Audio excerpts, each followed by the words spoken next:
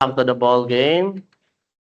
So part 2, violations of RA 7610 yan. 7610. Involving child abuse cases must be tried within how many days from arraignment? Dapat kapag child abuse cases, magsimula na agad ang trial within 3 days mula nung nagkaroon ng arraignment. Kapag naman violations ng mga drugs cases, nagsisimula ang trial sa loob ng 60 days mula nang ma-arraign ang accused. Okay? So next, kapag naman violations of RA 8293. Ano yung RA 8293? Yung Intellectual Property Code of the Philippines. It must be tried within 60 days from arraignment.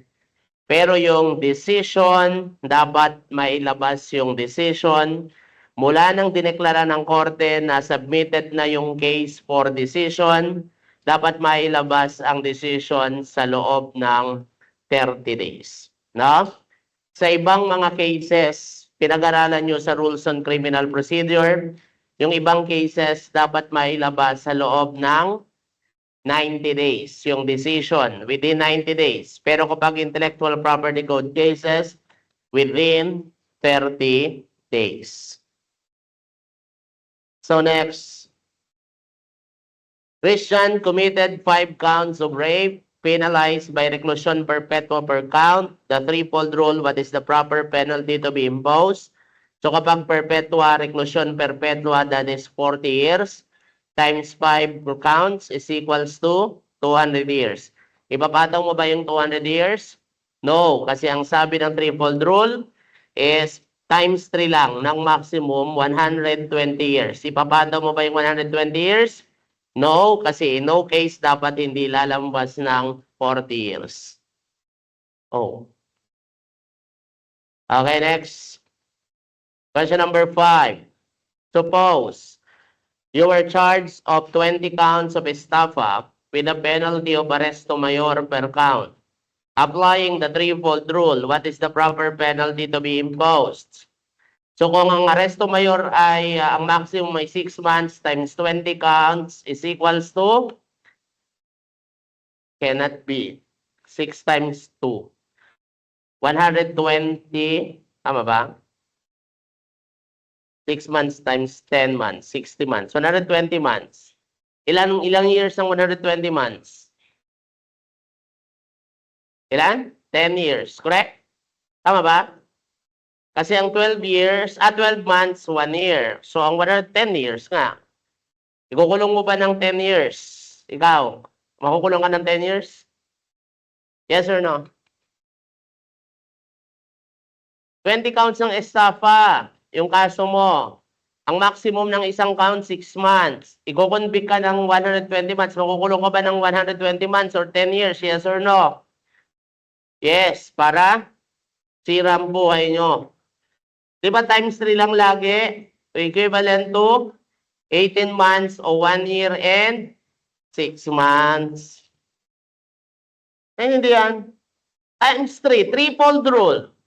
Times 3, diba? Times 3 ng maximum. Ay, hindi yan. 6 times 3. Oh. So next, number 6. Nabuno Tano to death but also wounded. Ed Mill, who was then behind Tano, this best illustrates. Delito com, pwesto, ibang tawag, compound crime. Yung isang act, ang naproduce ay 2 or more grave or less grave offense. Ito yung halimbawa ng aberratio ictus. Naalala? Okay, delito complejo, ibang tawag sa board exam. Tinatawag din niya na complex crime proper. So anong tatandaan mo kapag complex crime proper, delito complejo? One offense is a necessary means. One offense is a necessary means of committing another. Anong ibig sabihin ng one offense? Is a necessary means of committing another. So, ang halimbawa niyan ay rape through forcible abduction. Kapag sinabing delito kompleho, complex crime proper, yung isang krimen, kailangan mong magawa para magawa mo yung isa pa. Okay? Diba kapag halimbawa gagasahin mo ang babae, dudukutin mo muna siya. Kailangan madukot mo muna siya. Pag nadukot mo siya, saka mo gagasahin. Tawag doon, complex crime proper. Yung isang krimen, kailangan magawa para magawa mo ang isa pa. Another, estafa through falsification. Di ba para ma-estafa mo ang isang tao, ano gagawin mo sa dokumento? Pepikein mo muna, correct? Pepikein mo ang isang dokumento. Pag napeke mo na yung dokumento, magagawa mo pa yung isang krimen, yung estafa.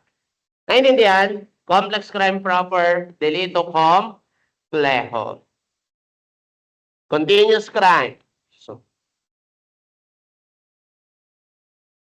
Kapag sinabi naman na continuous crime, ang tatandaan mo dyan, single crime, pero series of acts. Naalala? Halimbawa, papasok ka daw sa isang compound, nakabukas yung gate, sa compound na yan, nakatira si A, B, C, D, E, ninakaw mo yung TV ni A, kinuha mo rin yung TV ni B, TV ni C, TV ni D, TV ni E. So, anong crime na commit mo? Theft. Ilang counts ng theft ang ikakaso mo? One count of theft lang kasi single crime although series of acts. Ang tawag dyan, continuous crime. Pag sinabi natin na composite crime, no? Pag sinabing composite crime, ibang tawag sa composite crime, yan ay tinatawag din na special complex crime. Okay? So, kidnapping with serious physical injuries is an example of, ano example yan? Example ng composite crime. No? Kidnapping with serious physical injuries is an example of special complex crime. Tatandaan, kapag ang biktima ng kidnapping at biktima ng serious physical injuries ay iisa, ang gagawin mo, kapag with special complex crime siya, kapag magkaiba ang biktima ng kidnapping at biktima ng pambubugbog, separate crime, ang gagamitin mo, N. Naintindihan? Okay. Next, rape through forcible abduction is an example of delito complejo. Nabanggit na kanina. Okay, yung isang krimen kailangan magawa para magawa mo yung isa pa. A, B, C, D, E, living in the same compound. They all have roosters in their houses. One night, Z took one rooster from A, B, C, D, and E. This best illustrates a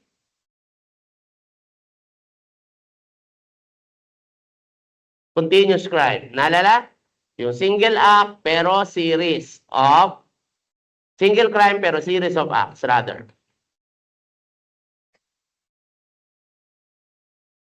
A, B, C, D, E living in the same compound. They have roosters in their houses. One night, Z took one rooster, each from A, B, C, D, and D. How many charges? Single crime kasi siya. Series of acts. Okay, number 11. The penalty prescribed by law for the felony shall be lowered by blank for the accessory in consummated felony. 2 degrees. No? So kapag halimbawa consummated felony, halimbawa pag consummated perpetua, no? Kapag ikaw ay principal, perpetua. Kapag ikaw ay accomplice, ang ipapataw sa iyo temporal. Pero pag accessory ka, ang ipapataw sa iyo mayor. 1 degree lower, 2 degrees lower. Naintindihan? Naintindihan? 1 degree lower sa principal, kasi ang principal perpetuo, 1 degree lower, mas mababa ng 1 degree kapag ikaw ay accomplice, 2 degrees kapag accessory. Naintindihan? Okay. So next. Number 12, the state has authority under its power to define and punish and to lay down the rules of criminal procedure. Ang tawag dyan, police power. Pag sinabi ng police power, it is the power of the state to regulate. Power of the state to regulate liberty, or property. For the promotion of general welfare. Anong halimbawa niyan? Halimbawa, nagbebenta ka sa palengke, tindera ka sa palengke. Karapatan mo bang magtinda sa palengke? Yes. Pero halimbawa kung tinitinda mo botcha, tatanggalan ka ba ng state ng karapatan na magbenta? Ano ba yung botcha? Double dead. Yes, ang tawag sa kapangyarihan ng state, police power. Kapatid, pag sinabi natin na power of taxation, ito ay yung power of the state to collect taxes. Kasi yung taxes daw, yan daw yung lifeblood of the government. Anong ibig sabihin ng lifeblood of the government? Kapag walang buwis, hindi mabubuhay ang gobyerno, hindi siya makakapagbigay ng serbisyo sa publiko. Naintindihan? Kapag sinabi naman natin na power of eminent domain, ibang tawag sa power of eminent domain, power of expropriation. Pareho lang siya. Power of eminent domain, power of expropriation. Ang sabi kapatid ng Article 3 ng Section 9 ng 1987 Constitution. Private property shall not be taken. Private property shall not be taken for public use without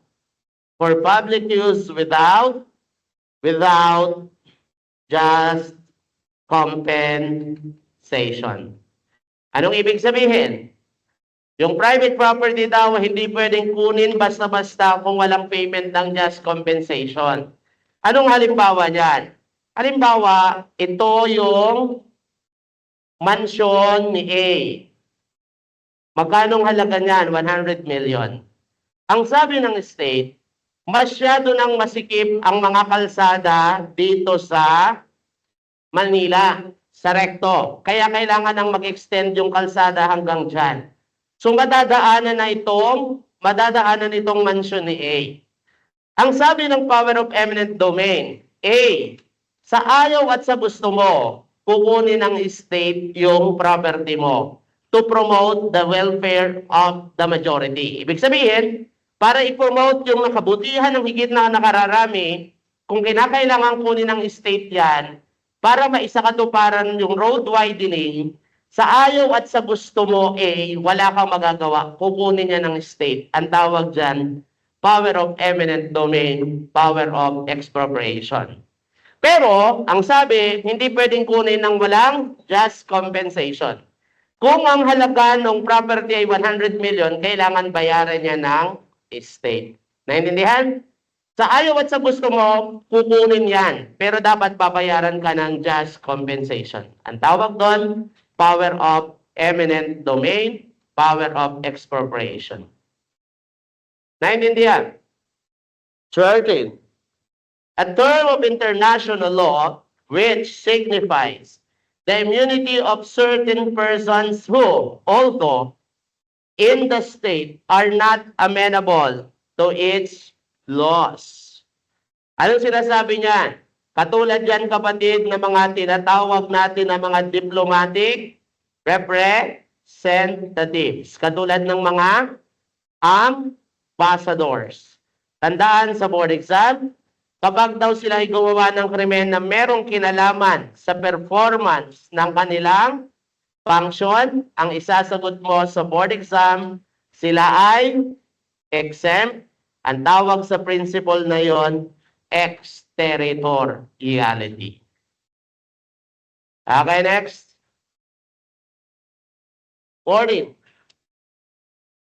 A fine, whether imposed as a single or as an alternative penalty, shall be considered an afflictive penalty kapag lampas siya ng 1,200,000 pesos. Dapat more than, ha?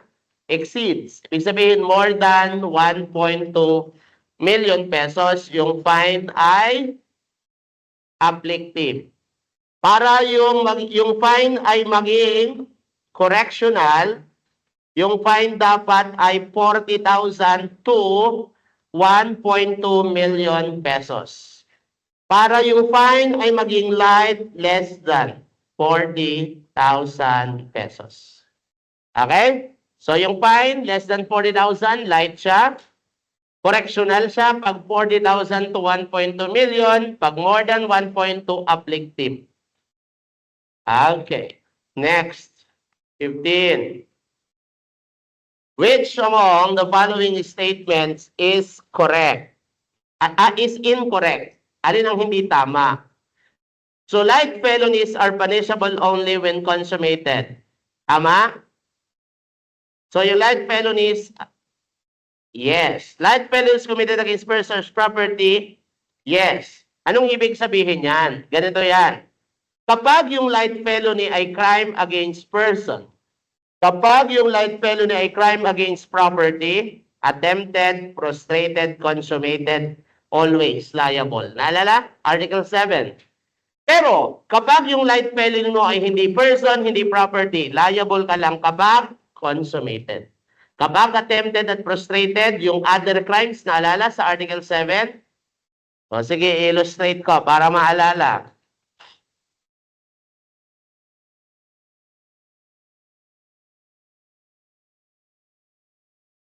So, ang pinag-uusapan natin dito mga light felonies, attempted, prostrated, consummated. Ito yung light felonies na crime against person, light felonies na mga crimes against property, ito yung other crimes. So, kapag yung light felony mo raw, crime against person, attempted, prostrated, consummated, always liable. Kapag yung light felony mo ay crime against property, attempted, prostrated, consummated, always liable. Pero kapag yung light felony mo hindi person, hindi property, liable ka lang kapag consummated. Naintindihan? Kapag attempted at prostrated, hindi ka liable. Naalala to? Ang tawag dito, absolutory cause. Okay, itong letter A, ito yung dalawang X na binanggit kanina. Itong letter B, yung sa person or property na lahat may check. Naintindihan? Okay, letter C. Accessories are liable for light felonies. Mali yan. Kasi kapag light felonies, ang liable lamang sa light felonies ay principal at saka accomplice. Hindi liable ang accessory. Ang tawag dyan, absolutory cause. Okay? Pag persons or property, di ba kahit prostrated, attempted, liable. Naintindihan? Attempted, prostrated, consummated. 16.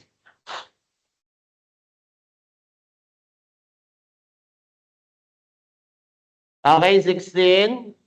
An accomplice is also known as, tinatawag siya na accessory before the fact. Ibig sabihin, yung bago makagawa ng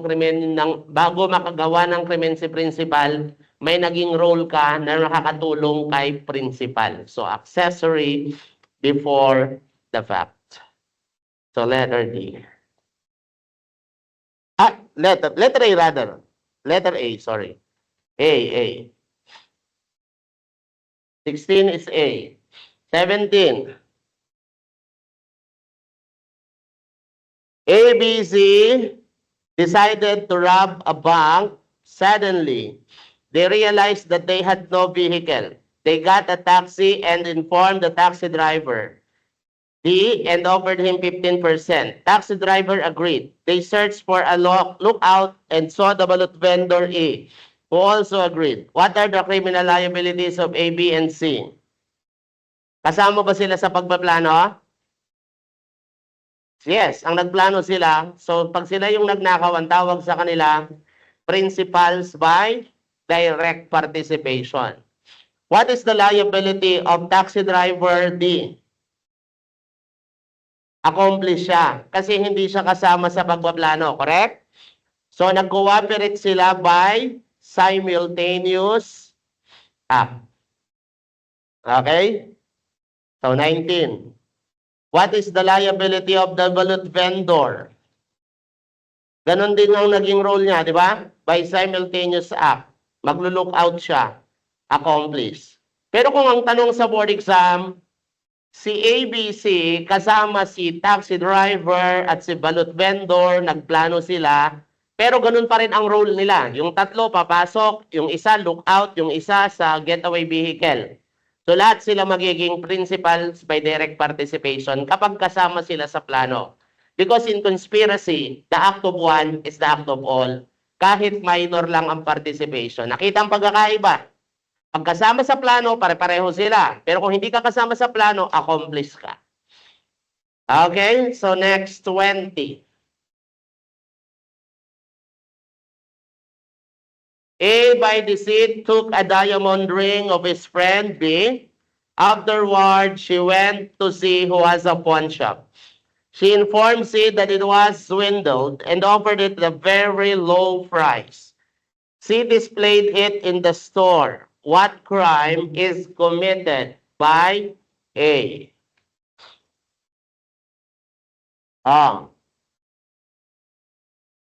Kinuha niya yung diamond ring ng kanyang friend, tapos dinala niya kay C na merong pawn shop. She informed C that it was swindled. So sinabi niya, in-estapa ko yan and offered it at a very low price. C displayed it in the store. What crime is committed by A? Siyempre, nandun na nga yung swindle. Kaya ang sasagot mo, estafa. Swindle. Ano ba yung swindle? Swindling. Estafa. So what is the criminal liability of C? Magiging? So kapatid, kapag tunulungan mo ba na kumita yung principal o kumita ka rin sa krimen ni principal, accessory ka ba? Yes. Okay. So next, 22. A and B are brothers. A killed their father. Later, B arrived and saw the body of their father. Both A and B placed it in the trunk of the car to dispose of the body. They got caught. What is the liability of A?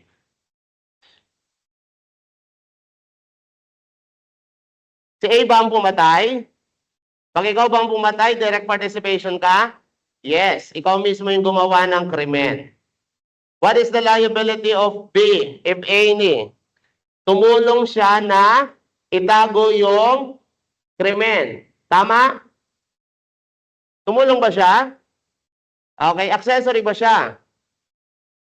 Liable kaya siya? Ha? Oh. Ang naging role niya, concealing ng body ng krimen para hindi ma-discover. Correct? Accessory ka ba? Accessory ka pag tinatago mo yung krimen ng principal? Yes. Pag ba may relationship, brothers, exempt? Yes. Accessory ka pero exempt. Naalala? Nakalimutan? Okay, next. What is the proper order of payment? So, ang correct answer dyan is letter A. No? Ibig sabihin, babayaran ka muna kung magkano ang halaga nung nakuha sa'yo. Halimbawa, estafa. Kung anong na-estafa sa'yo, babayaran yung halaga na yon. Tapos ano yung mga naging damages ang pangalawa? Anong multa ipapataw sa'yo? At yung gastos sa kaso. Yun ang pagkakasunod-sunod ng i-award sa'yo ng korte. Okay, 25. If the convict has no property with which to meet the fine, he shall be subject to subsidiary personal liability of the rate of blank per day. Hindi na siya updated. Pero kapag ganyan ang choice, syempre ang isasagot mo letter D kasi yan yung highest minimum wage rate sa ends. Ano ba ang highest minimum wage natin? 537, 570. Pero sa ngayon, ang sagot dyan, 610 na yan. So, i-correct na lang natin. 610 ang correct. No? So, palitan na lang natin yung letter D, 610. Kasi yan na talaga ang highest minimum wage sa Pilipinas. Sa NCR. Ano ibig sabihin yan? O, na-convict ka. Pinagbabayad ka ng multa. Halimbawa, ang multa na pinapabayad sa iyo ay 6,100 pesos.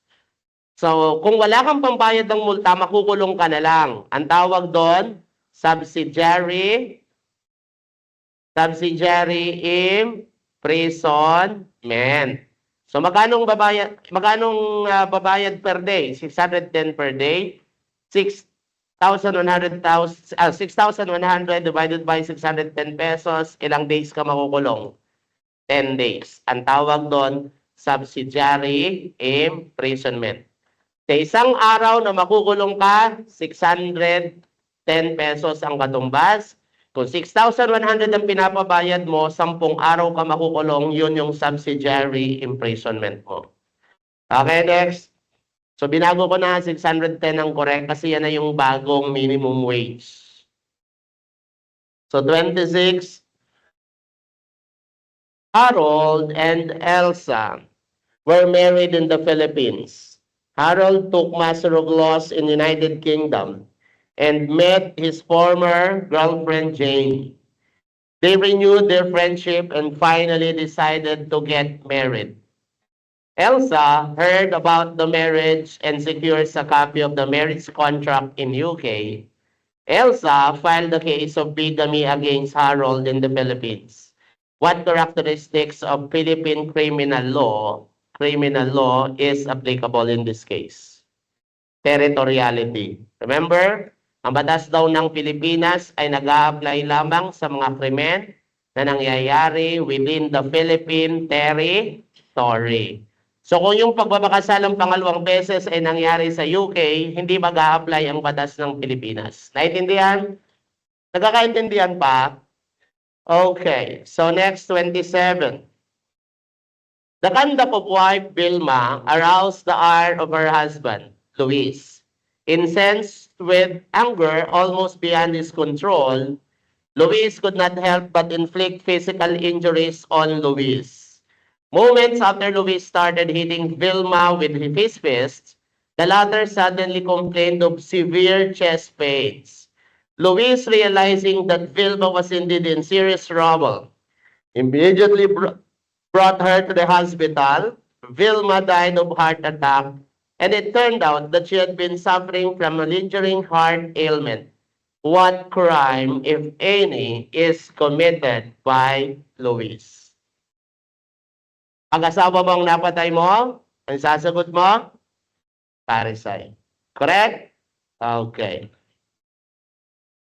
28. At the height of an altercation, Moy shot Mikmik but missed, hitting Bonbon instead, resulting in the death of the latter. What crime could Noy be guilty of? Okay?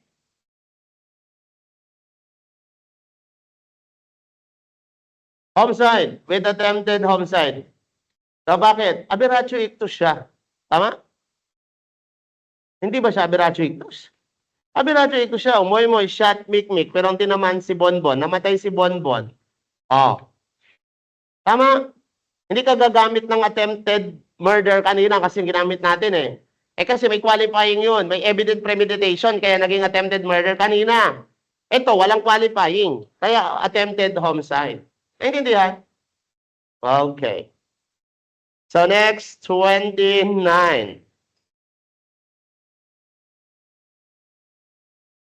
D. Ano gusto nyo, D? 29. Vladimir chanced upon 3 men who were attacking Jeff with fist blows. John, one of the men, was about to stab Jeff with a knife. Not knowing that Jeff was actually the aggressor because he had earlier challenged the 3 men to a fight, Vladimir shot John. As the latter was about to stab Jeff, the facts best illustrate No? Meron bang unlawful aggression dito? Yes. Reasonable ba yung weapon na ginamit? Yes. So, meron bang relationship? Wala. So, hindi siya defense of relative. Hindi rin naman sarili yung pinagtatanggol. Kaya pag hindi pasok sa self-defense, hindi pasok sa defense of a relative, yan ay papasok sa defense of a stranger. 30. Aggravating circumstances that apply only to particular crimes can be offset by mitigating circumstances. Anong tawag sa aggravating circumstance na applicable lang sa particular crimes? Ibig sabihin, applicable lang sa mga specific crimes. Katulad ignominy. Pag ignominy, applicable lang siya sa mga crimes against chastity. Kapag treachery, applicable lang siya sa crime against persons. Kapag cruelty, yung physical pain, applicable lang sa mga crime against person. So, particular crime is specific. Okay, 31. Dennis asked Russell to kill Romel because of a grave injustice done to Dennis by Romel. Dennis promised Russell a reward. Russell was willing to kill Romel not so much because of the reward promised to him, but because he also had his own long-standing grudge against Romel, who had wronged him in the past. If Romel is killed by Russell, what is the liability of Dennis, if any? So inuudyukan siya na patayin yung biktima. Pero yung inudyukan niya, yun pala gusto niya rin. Ibig sabihin siya rin mismo may galit doon sa tao na yon. So pinatay niya. So magiging liable pa ba si Dennis? Ang sasagot mo, hindi na. Kasi hindi naman ang naging reason ni Russell sa pagpatay kay Romel ay yung pag-uudyok ni Dennis. Bagkus si Russell mismo gusto niya rin talagang patayin si Romel. Okay? So not liable si Dennis. 32. Alan, a detention prisoner, was taken to a hospital for emergency medical treatment. His followers, all of whom were armed, went to the hospital to help him escape. The prison guards, seeing that they were outnumbered and that resistance would endanger the lives of other patients, tackled to allow the prisoner to be taken by his followers. What crime was committed by Alan's followers? Okay? So, yung mga follower ba ni Alan, private persons? Yes, sa private persons, ang kasabwat sa pagbabatakas, delivering prisoner from jail. So, next, 33. Alfie killed his wife under exceptional circumstances and was sentenced by the RTC of Batangas City to suffer the penalty of dischero, during which he was not to enter the city. While serving sentence, Alfie went to Baguio City to visit his father. Later, he was arrested in Laguna. What crime is committed by Alfie? Naulit lang yung gantong tanong, evasion of service of sentence. Suppose there is a crime in the preceding question, where should the case be filed? So, sa Batangas siya, no? Tapos, pumunta siya ng Baguio. Okay. So, ang isasagot dyan, A or B? Pwede. Wala namang Manila sa tanong. Na? Okay? Kaya letter D kasi walang Manila sa choices. Sa facts of the case, rather. So, next, 35. Rica testified against Pablo in the latter's case. Pablo was acquitted on December 10, 2010. On December 11, 2016, Pablo filed a case of giving false testimony against Rica. What is the legal remedy that may be used by Rika? Pag acquitted na, Rika testified against Pablo in the leader's case. So Pablo na-acquit siya December 2010. Tapos December 11, 2016, saka nagsampa si Pablo ng false testimony against Rika. What is the legal remedy may be used by Rika? So ibig sabihin dyan, dapat makasuhan nagsinungaling kasi si Rika for example, no? So ano ang pwede mong ikaso? False testimony. Kapag false testimony, dapat maisampa mo yan sa loob ng 5 years. No? Kung isasampa mo siya sa paglampas ng 5 years, ano mangyayari? Kasi ang parusa dyan ay aresto mayor. So dapat maisampa mo siya sa loob ng 5 years. Kapag hindi mo nasampa, wala na. Prescribe na. Ang tawag dyan, prescription of crime. Naalala?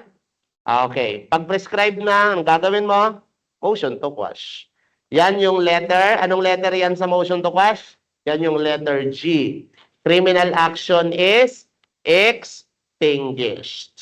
Naalala yung letter G?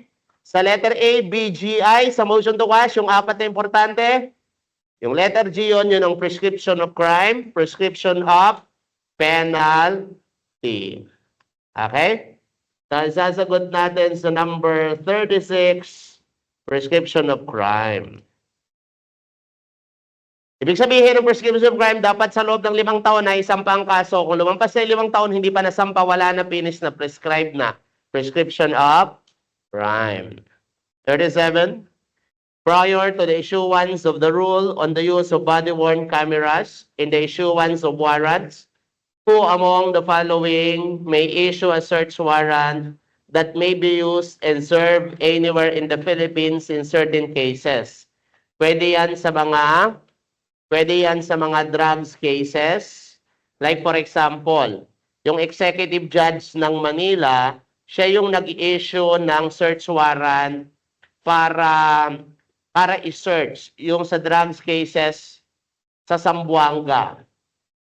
No? May isang kilalang pamilya dyan sa Zamboanga, sinearch sila kahit na taga Zamboanga pero judge ng RTC Manila ang nag-issue kasi pwede yung executive judges ng Quezon City and Manila that are enforceable anywhere in the Philippines. Ibig sabihin ng enforceable anywhere, kahit saan, pwede sila. Okay? So next. Sino raw ang may kapangyarihan na mag-order na hindi mo pwedeng galawin yung mga investments mo, yung mga deposits mo sa bangko? Ang nag-order niyan ay Court of Appeals. 39. What is the basis of the principle of generality? Ang basis ng principle of generality ay letter B, Article 14 ng New Civil Code of the Philippines. Ang sabi ng Article 14, penal laws and those of public security and safety shall be obligatory upon all persons who live or sojourn in Philippine territory. So ang batas daw ng Pilipinas ay applicable sa lahat ng tao na naninirahan o nagtutungo sa Pilipinas, who live or sojourn in Philippine territory. So kapag live, permanent yan, naninirahan. Sojourn, temporary. Okay, so next, number 40. After a heated argument over his philandering, Willie punched on the head his wife, Sarah, who was 6.5 months pregnant. Sarah lost her balance, fell on the floor with her head hitting a hard object. Sarah died and the child was expelled prematurely. After 30 hours, the child died. With respect to the killing of Sarah, the crime is wife. Pag wife, ano sasagot? Parricide. for the killing of the child in the preceding crime. A question, the crime is?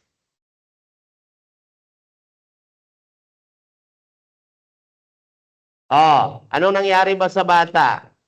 Premature yung bata. So, for example, 6.5 months. Ibig sabihin, meron siyang tinatawag na intrauterine life of less than 7 months. Kasi yung baby ay 6.5 months sa loob ng tiyan, correct? Di ba pag less than 7 months, pag lumabas ka, tao ka na? Hindi pa. Hindi ka tao. Naalala? Kaya kung papatayin ka within 24 hours, ang isasagot mo, abortion. Nakuha? Okay. Pero kapag ikaw ay may buhay na less than 7 months, pero nabuhay ka ng 24 hours, tao ka na ba? Yes. Kaya kung papatayin ka 30 hours, less than 72 hours, ang isasagot mo, infanticide. Naintindihan? Naintindihan? Okay. So next, 42. A housewife and B, her paramour, conspired to kill C, her husband.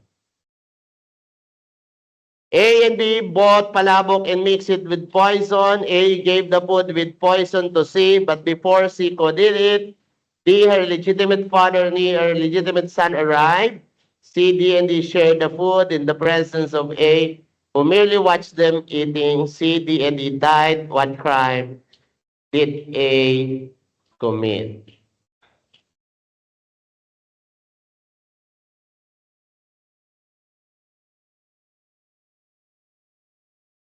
Parricide.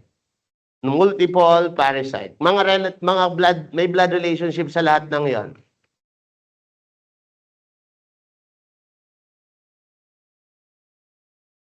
Kanina, murder homicide doon sa kabit. Kabit kasi 'yon. Naalala? Hindi mo gagamitin yung poison kasi kabit, no? Kasi hindi intentional yung poison. Pero ito, blood relationship ang issue. Eh di ba pag blood relationship, parricide. Huwag mo gagamitin yung poison. Walang kinalaman yung poison sa parricide. Kasi ang poison ginagamit siya sa murder. Pag parricide, blood relationship. Naintindihan? Oh.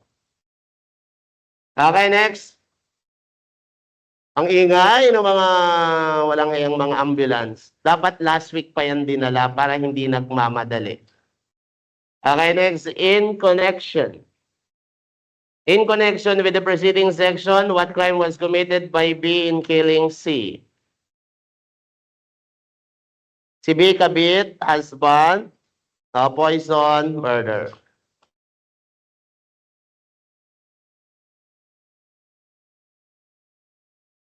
Si D and E, no? 44. Parang same question, pero homicide siya. Okay? Pero 2 counts. Ito, ang nangyari dito, nasa isang tanong yung dalawang patayan. Kanina, hiwalay siya. So, 2 counts of homicide. 45. Taguro, a security guard assigned at the graveyard shift, went home earlier than usual. He proceeded immediately to their bedroom to change his clothes. To his surprise, he found his wife, Cordafia, making love to another woman, Marga. Taguro got a knife and killed Cordafia. This is an example of ano?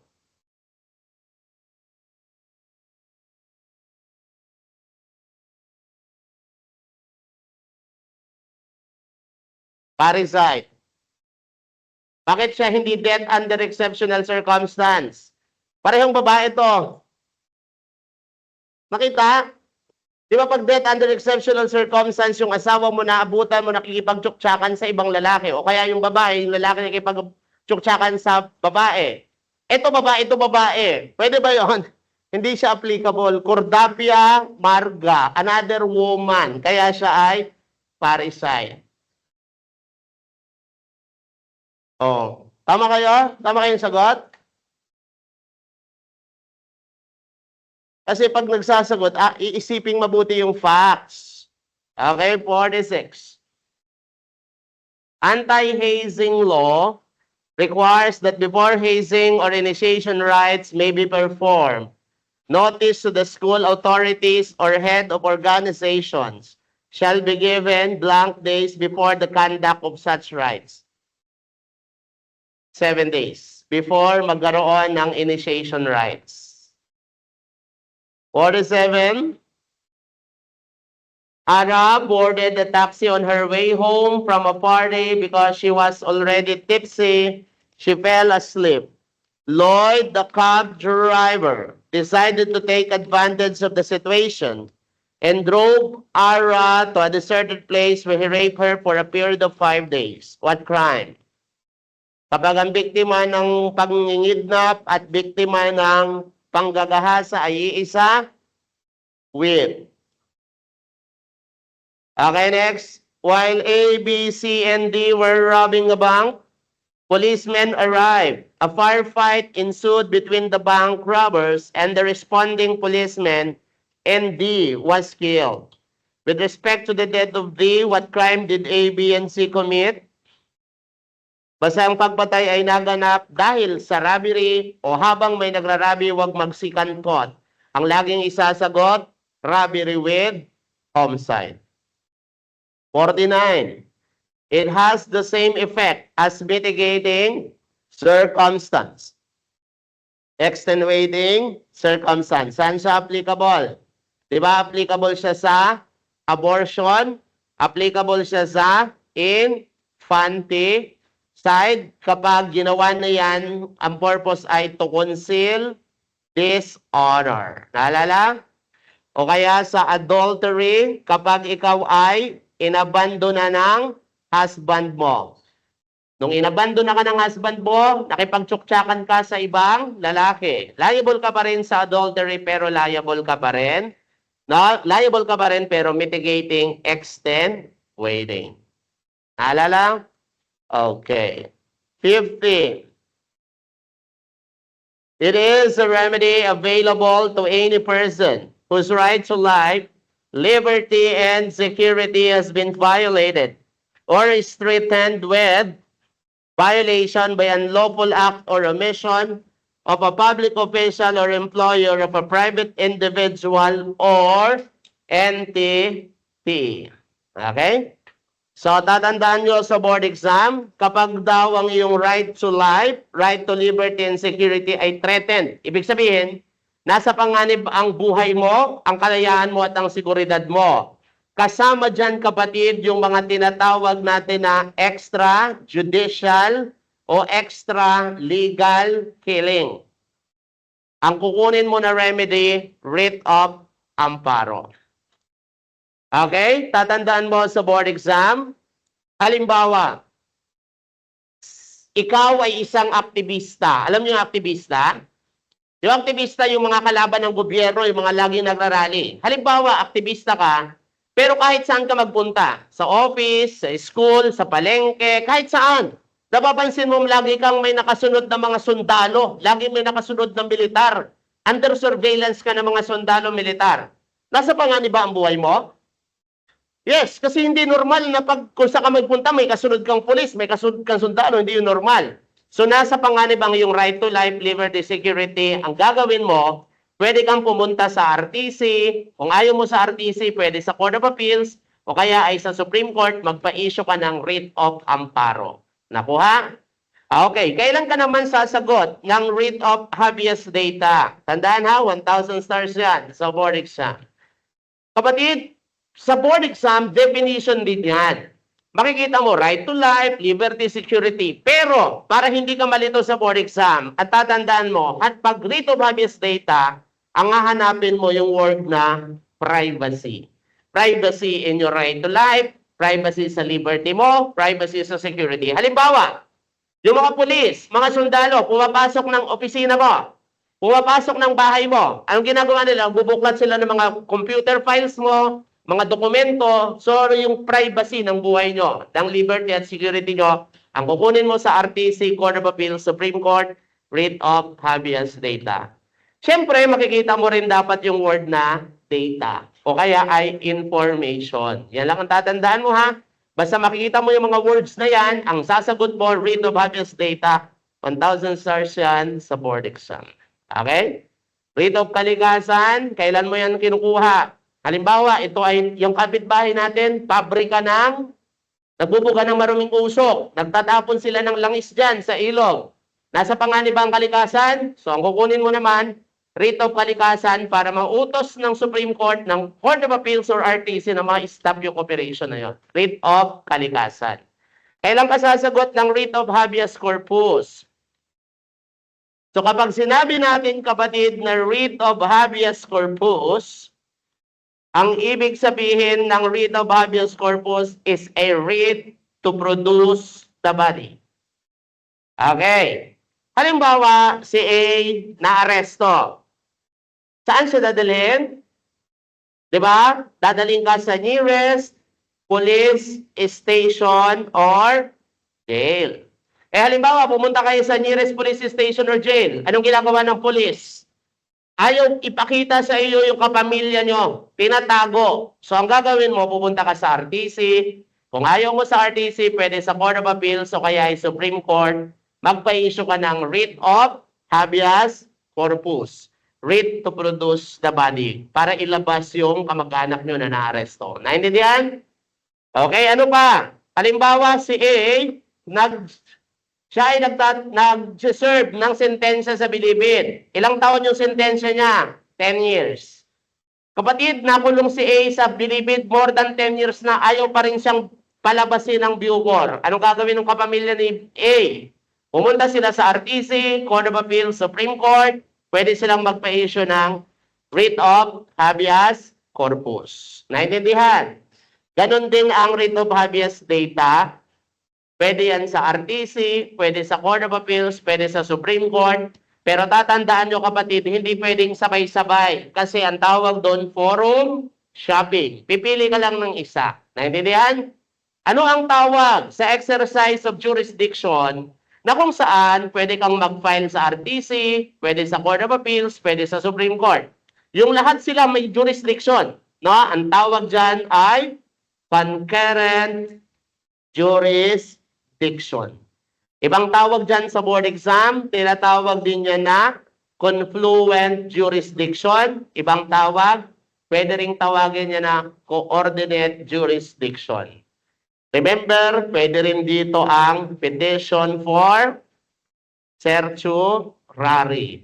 Di ba pag certiorari, pwede sa RTC, pwede sa Court of Appeals, pwede sa Supreme Court, ganyan din siya. Naintindihan? Concurrent, confluent, coordinate jurisdiction. Nagkakaintindihan pa? Okay, next 51.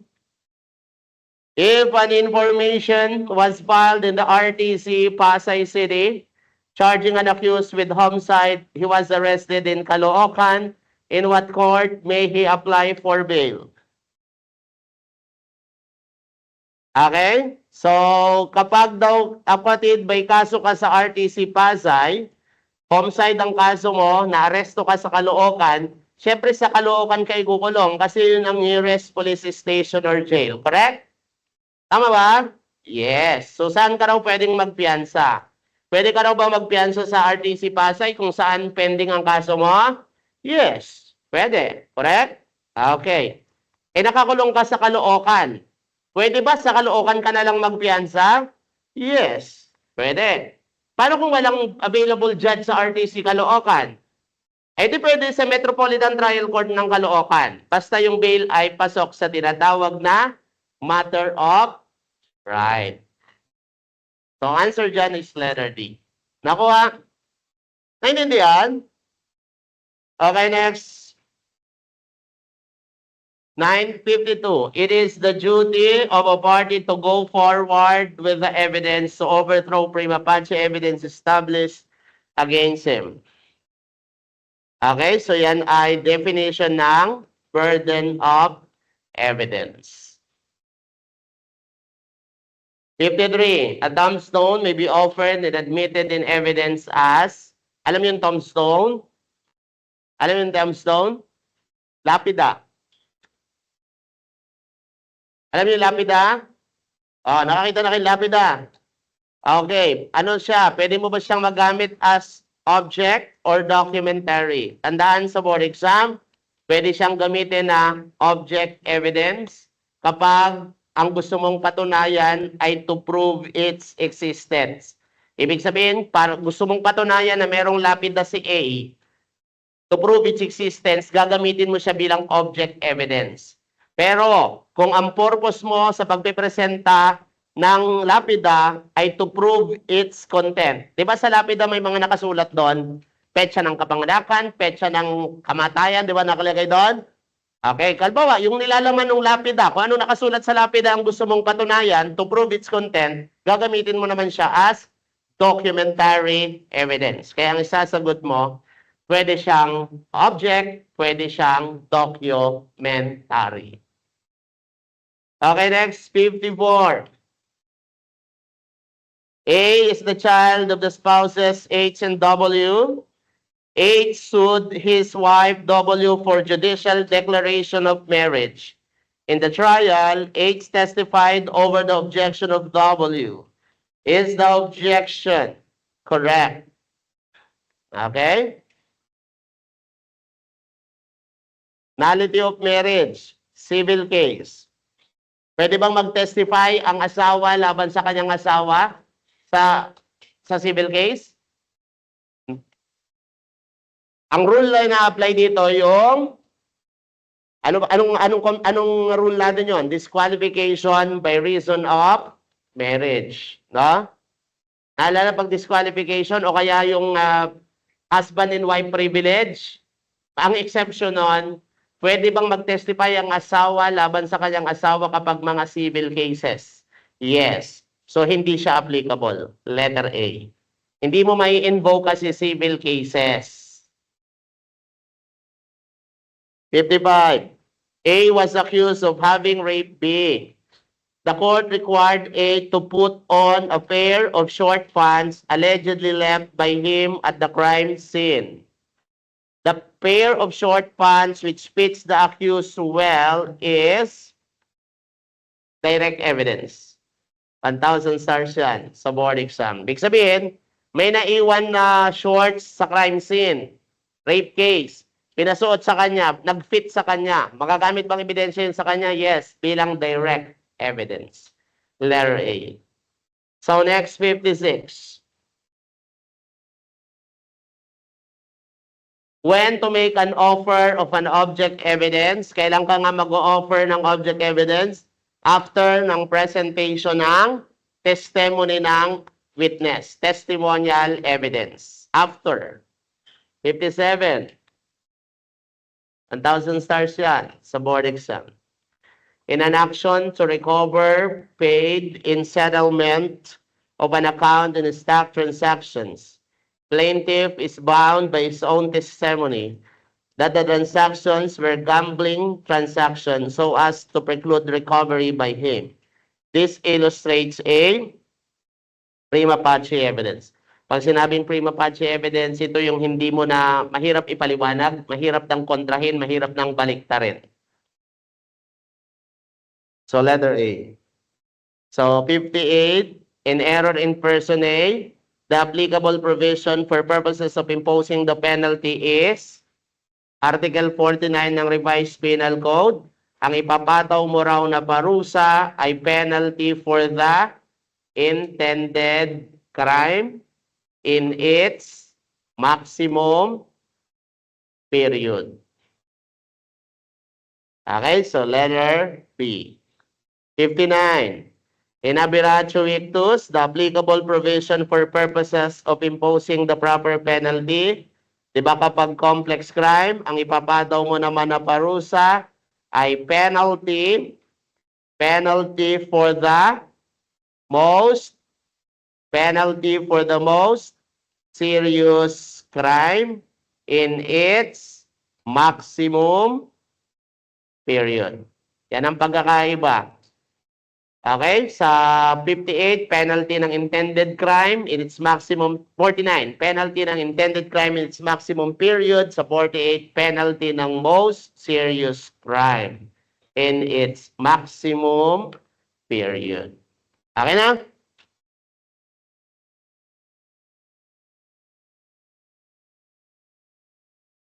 So next tayo, 60. How may an object evidence be presented? So, paano mo raw ipipresent ang object evidence? Di ba kapag object evidence, yan yung gagamit ka ng senses. Ano man sa mga senses?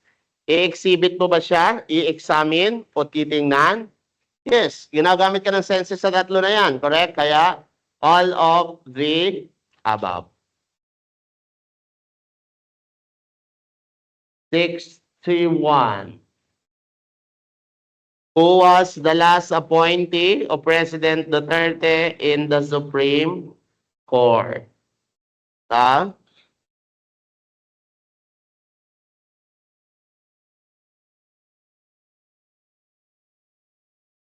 So, ang last appointee niya dyan is letter A yan. Kaya. Si Philomena Singh. No? Justice yan ng Supreme Court. So next, libel is punished by prison correctional. Which court has jurisdiction over libel cases? Kapag prison correctional, hindi lalampas ng 6 years, correct? Pag 6 years, MTC, correct? Pero pag libel, yan ay exclusive jurisdiction. Pag sinabi exclusive, sa kanya yan, solo lang niya ni RTC.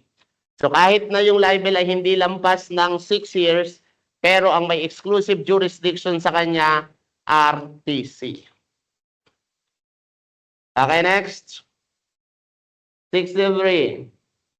When an offense has in fact just been committed and there is probable cause to believe based on personal knowledge of facts and circumstances that the person to be arrested has committed it, yan ay tinatawag na, anong tawag dyan? Yung krimen daw has just been committed at meron siyang probable cause based on personal knowledge that na yung taong aarestuhin ay yung tao na nag-commit ng krimen. Anong tawag dyan? Hot pursuit.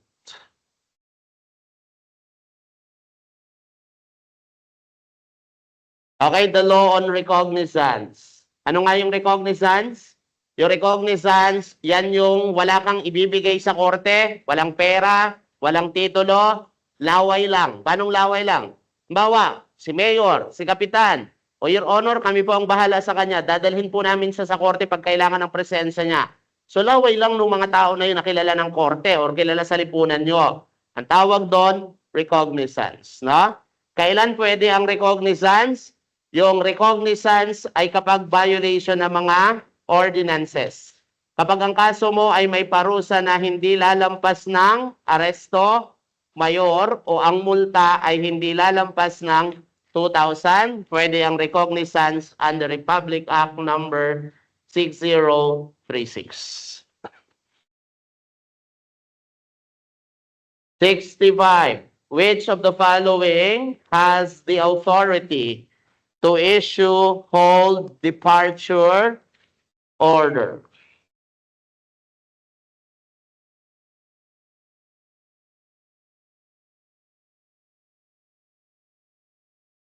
So, sino daw mag-i-issue ng hold departure order? Regional Trial Court.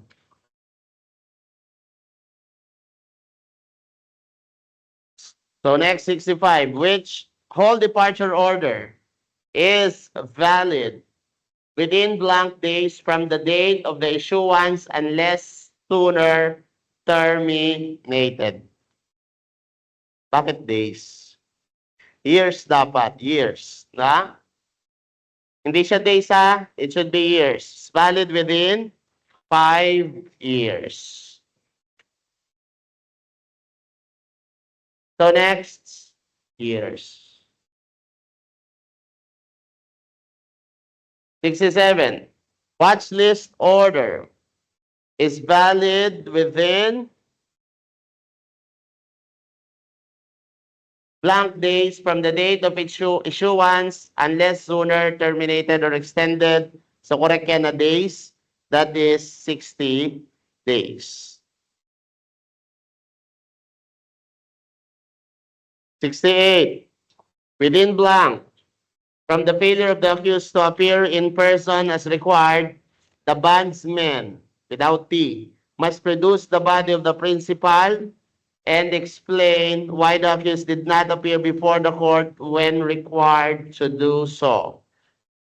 So, yung bondsman, yan yung nagpiyansa sa'yo. Halimbawa, yung bonding company, bondsman, yung insurance. Hindi na nagpakita yung accused na pinansahan nila. So, kailangan maipaliwanag nila sa korte yung bakit hindi nag-a-appear si accused at kailangan ma-produce siya within how many days? Within 30 days. Ibig sabihin, pag pinansahan ka ng bonding company, ng insurance company, dapat ma-produce ka within 30 days. So, ang tawag natin dyan ay bounty hunter law. So ito yung sinasabi natin na pang-limang pagkakataon o isa sa mga pagkakataon na pwede kang arestuhin ng walang warrant. Okay? So next, 69. In contrast to an accused, an ordinary witness can be cross-examined as to any matter stated in the direct examination or connected therewith.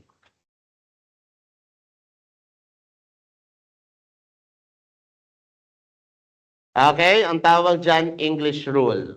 So kapag English rule, ang witness natin dyan ay ordinary witness. So kapag English rule, ang witness natin, ordinary witness. Kapatid, pag ipipresenta ba yung ordinary witness sa korte para mag-testify, ang magtatanong ba muna sa kanya ay kakamping abogado niya?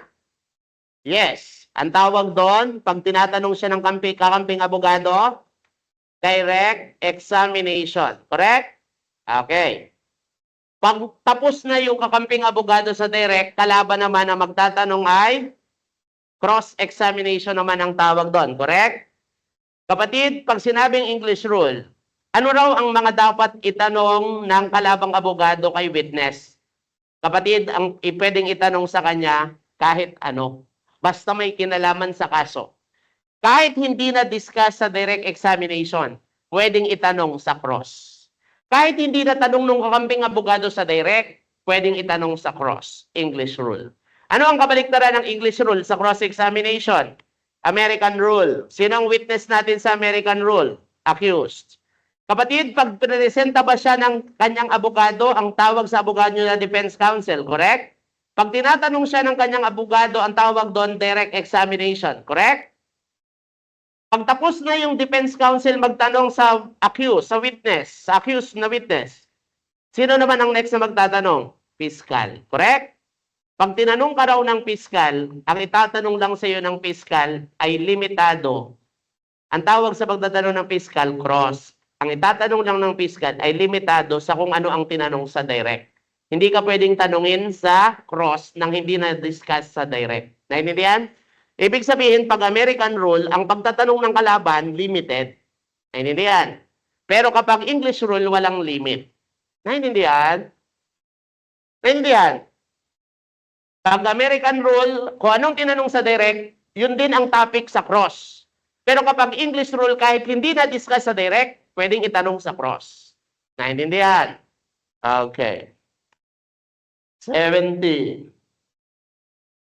Judicial affidavit rule shall apply to all criminal actions where the maximum of the imposable penalty does not exceed blank years. 6 years.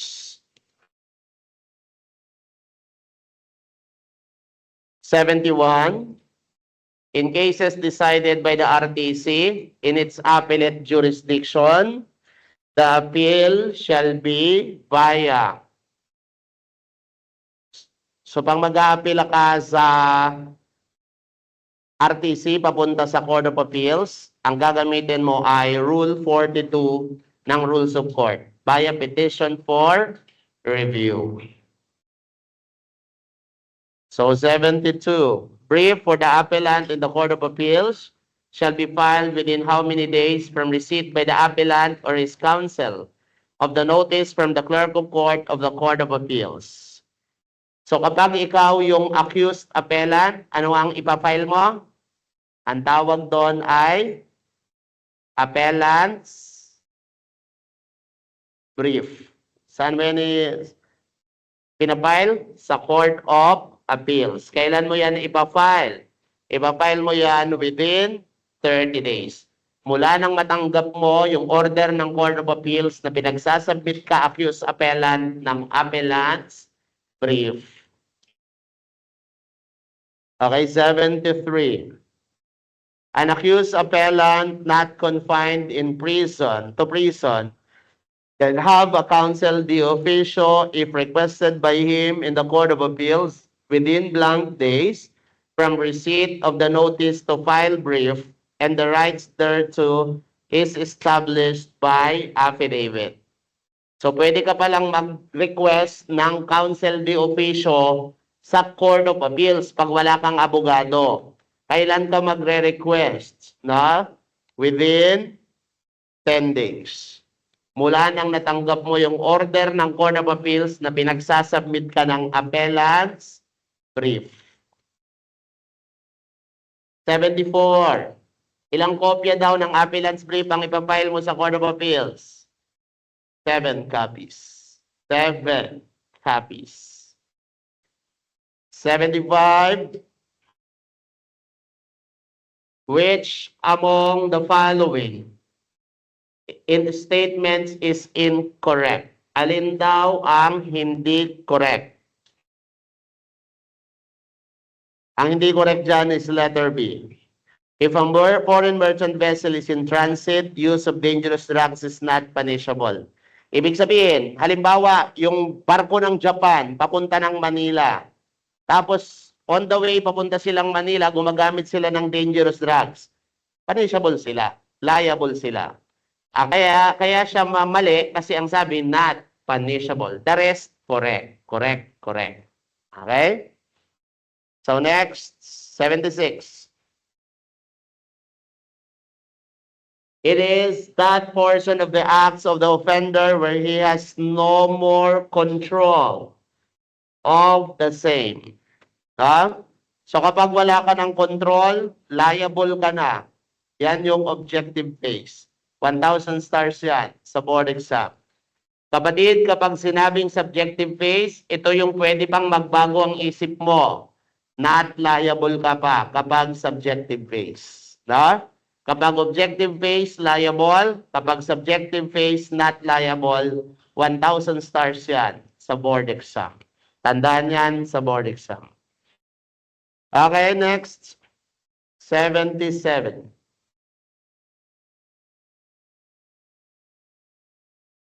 If it is proven that two or more persons aim their acts towards the accomplishment of the same unlawful object, it's doing a part so that their acts, although apparently independent, were in fact connected and cooperative, thus indicating a closeness of personal association and the concurrence of sentiment. So ang tawag dyan is, sa number 77, ay doctrine of implied conspiracy. Doctrine, definition siya ng doctrine of implied conspiracy. 78. Proposals of the following felonies are punished under the RPC except. Naalala? Kapag proposal pa lamang, hindi ka pa liable. Naalala? Kapag proposal, liable ka lamang kung merong specific na batas na nagpaparusa sa proposal. So, meron ba tayong proposal to commit insurrection? Yes. Rebellion or insurrection? Yes. Meron ba tayong, yes, proposal to commit rebellion? Proposal to commit kudeta? Yes. Ang wala, proposal to commit sedition. Ibig sabihin, kahit pinopropose ko sa inyo na mag-commit kayo ng sedition, hindi ako liable kasi walang ganon. Walang proposal to commit sedition. 79. an attack with physical force or with a weapon, which shows the positive determination of the aggressor to cause injury. No, attack with physical force or with a weapon. Yan ay actual, unlawful aggression. Ibig sabihin, umaatake ka na. Actual, unlawful aggression. So next, 80. Voluntary release of the victim within 3 days in illegal detention.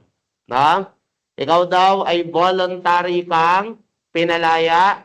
Pinalaya mo ang biktima within 3 days. Yan daw ay ginagamit as specific mitigating circumstance. Specific mitigating circumstance. 81. Passion and obfuscation cannot coexist with the following circumstances. Except, so ang sagot natin sa 81 ay ignominy. Ibig sabihin sa tanong, yung passion and obfuscation, pwede siyang mag-exist kasama si ignominy, pero hindi pwedeng magsama yung tatlo. Pwedeng magsama si passion and obfuscation at ignominy, pero hindi pwede itong tatlo. So ang correct answer dyan is letter C. Kasi ang tanong, except, maliban sa ano. So, pwedeng magsama si passion, obfuscation, and ignominy kasi ang tanong, except. 82. A subsidiary personal liability to be suffered by the convict who has no property with which to meet the fine. Anong tawag natin doon?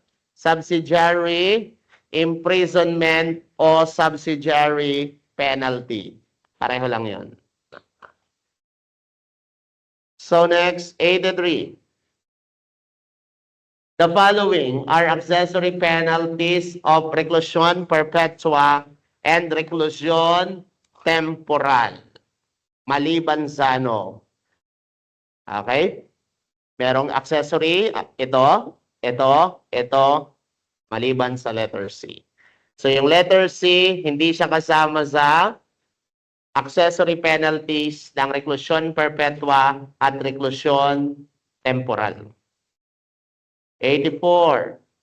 The total of the penalty for the last crime of which a convict has committed and the additional penalty for being habitual delinquent must not exceed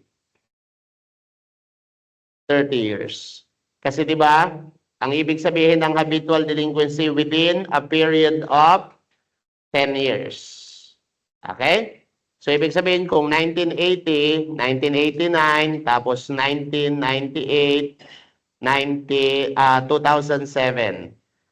O, ganito. Nakonvict ka sa theft noong 1980.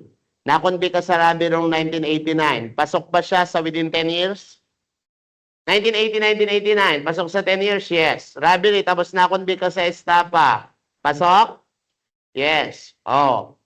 Within 10 years, within 10 years, within 10 years. No? Dapat hindi lalampas ng 30 years.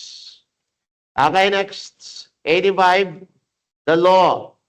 Adjusting the amount or the value of property and damage on which the penalty is based and fines imposed under the revised penal code. So yan ay Republic Act number 10951. So ito yung batas na nag-adjust ng mga parusa sa revised penal code. 86, in connection with the preceding question, kailan nag-take effect yung batas na yon na nag-adjust ng mga penalties sa revised penal code? Nag-took effect siya noong September 14, 2017.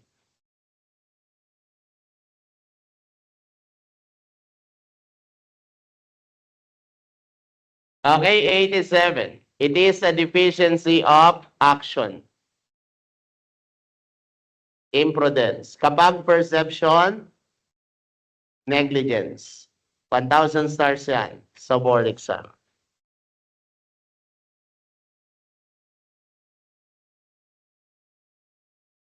Next. 88. Limited to the act of planting evidence and the like in order to incriminate an innocent person. So kapag ikaw ay pinagbibintangan na gumawa ng isang krimen, pwede mo siyang kasuhan ng incriminating an innocent person. 89. While in general, every discreditable imputation publicly made is deemed false, because every man is presumed innocent until his guilt is judicially proved, and every false imputation is directed against a public person in his public capacity. It is not necessarily actionable.